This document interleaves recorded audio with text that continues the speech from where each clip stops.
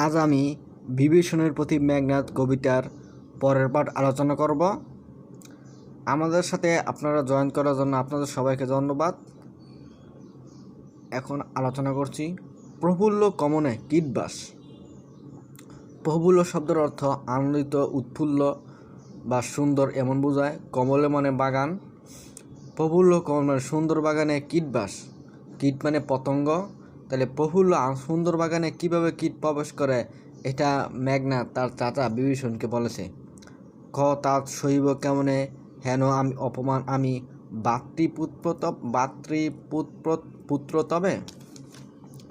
একটা সুন্দর বাগানে একটা কীট, সামান্য কীট প্রবেশ করে, চাচা তুমি বলো আমি এটা কেমনে সইব, কেমনে এটা সহ্য করব। তুমিও হে রক্ষমণি সইছ কেমনে। আমি সইতে পারছি না চাচা, তুমি রাক্ষসকুলের মণি হইয়া কিভাবে সইছ। মেঘনাদ তার চাচা বিভীষণকে একথা বলছে। মহামন্ত্র বলে যথা নম্রশির ধ্বনি। মহামন্ত্র মানে মন্ত্র বলে, নম্রশির মানে মাথা নত করা, আর ফণি মানে সাপের যে ফণা আছে এটা বোঝানো হয়েছে। তাহলে মহামন্ত্র বলে সাপের মাথা নত করে। মলিন বদন লাজে উত্তুল রথি রাবণ অনুজ। এখানে রাবণ অনুজ বলতে বিভীষণকে বোঝানো হয়েছে। অনুজ মানে ছোট, আর রাবণ মানে রাবণের ছোট ভাই, অর্থাৎ বিভীষণ রাবণের ছোট ভাই। উত্তর দিছে রক্ষী রাবণ আত্মজে নাই দোষ আমি বৎস। কয় বাসা আমার কোনো দোষ নাই। মেঘনাদকে তার চাচা বিভীষণ বলতেছে, বাসা বা পুত্র আমার কোনো দোষ নাই। বিছা বৎস মোরে মানে বৎস মানে তিরস্কার করা, তুমি মোরে বিছা তিরস্কার করতেছ, তুমি ওর বিছা দোষে দোষতাছ। নিষ্কর্ম দোষে হাই মজাইলা এ কনক লঙ্কা রাজা মজিলা আপনি। মানে নিজের কর্মদোষে, নিজের ইচ্ছায়, নিজের দোষে তুমি এ দোষ এখানে দূষিত হইছ, এখানে তুমি পড়েছ, আমার কোনো দোষ নাই। এ কনক মানে পুত্র, লঙ্কা রাজার পুত্র।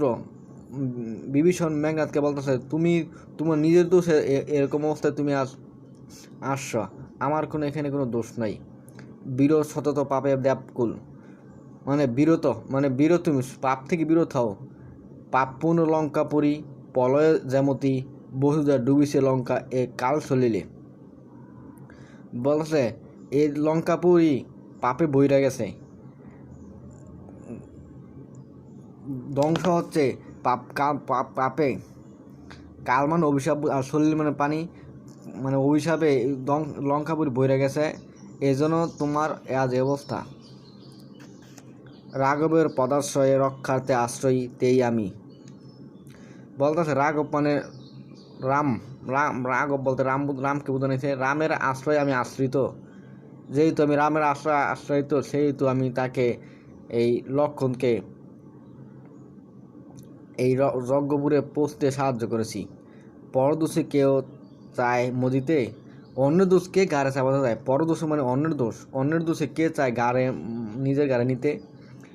তোমরা দোষ করছো, তোমরা এই লঙ্কাপুর তোমরা দোষ করছো। বিভীষণকে মেঘনাদকে বলতেছে, মেঘনাদ তোমরা দোষ করছো, তোমাদের দোষ আমি কেন আমার গাড়ে চাপাবো।